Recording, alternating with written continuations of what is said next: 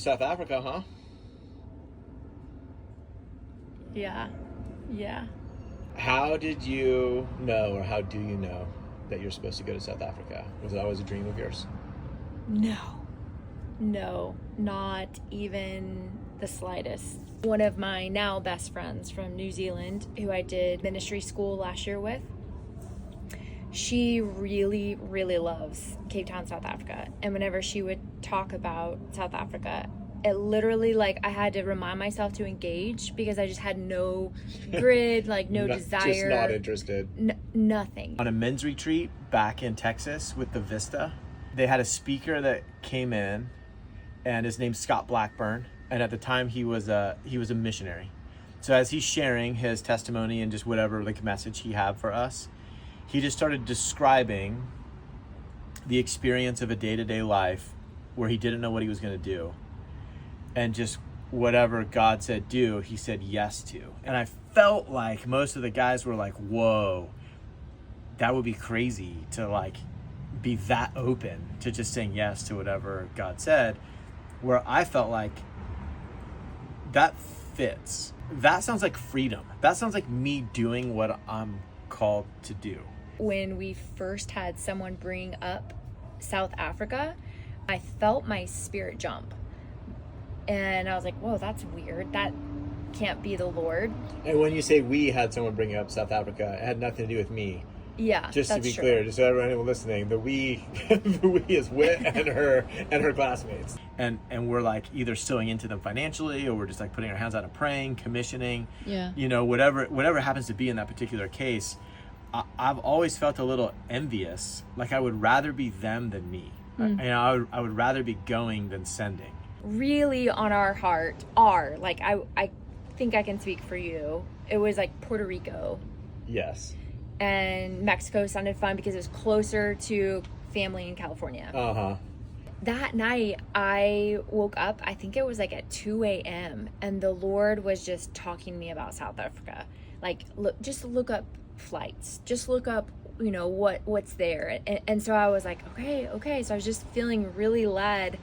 And hours had passed. And I was like, oh my gosh, I've spent all morning thinking and dreaming about South Africa, and it wasn't even something I initiated.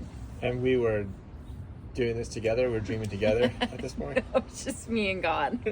Oh yeah, I was sleeping because it was 2 o'clock in the morning. Yeah, that's okay. True. All right. My class was being commissioned right before we graduated from ministry school. When you were going to your commissioning, I actually knew you were going to your commissioning. Mm-hmm. You know, it's not like you went to class, and then they were like, oh, we're going to commission. Like, that's what you're going to. A pastor who was from South Africa came over and he put his hand on me, and I just felt the presence of God come on me so fast. And I went into this vision where I saw 2 lions, one on each side, and me, that like almost I was almost unrecognizable because I looked so courageous and just kind of wild, like. Yeah.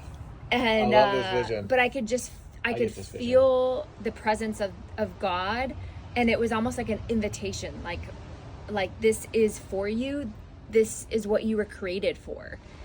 And I just knew in my spirit that we were in South Africa. It was super powerful. Like, it's still on my heart and my spirit as if it happened, you know, just a couple of minutes ago.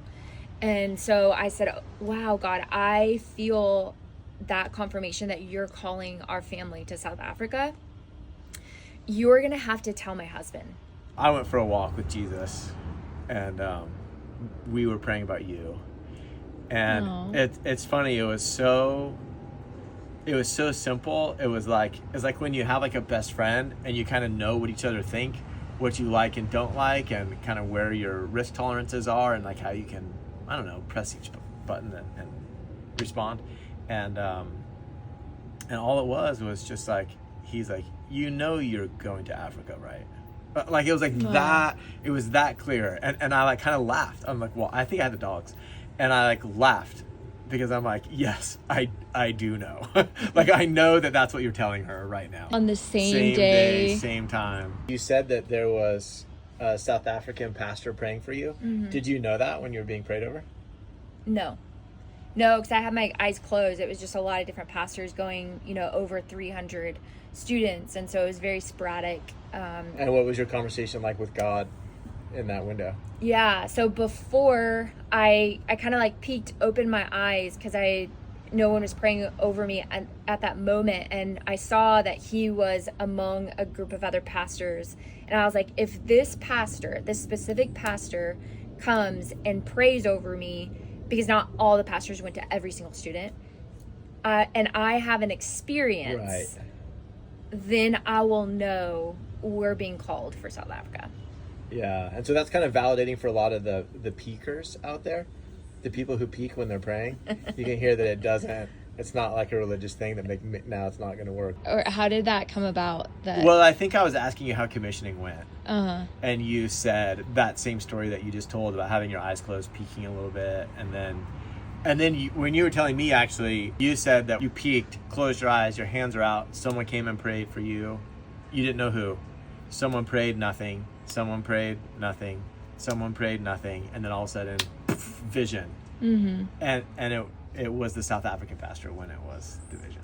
And then he even was like kind of prophesying, commissioning you and prophesying about what he and his wife and his ministry and his wife's ministry, and how you were going to be embarking on something similar. Mm-hmm. Yeah, super, super powerful. I just felt so honored and seen by the Lord, and sent. Like in that moment, I felt like we were being sent.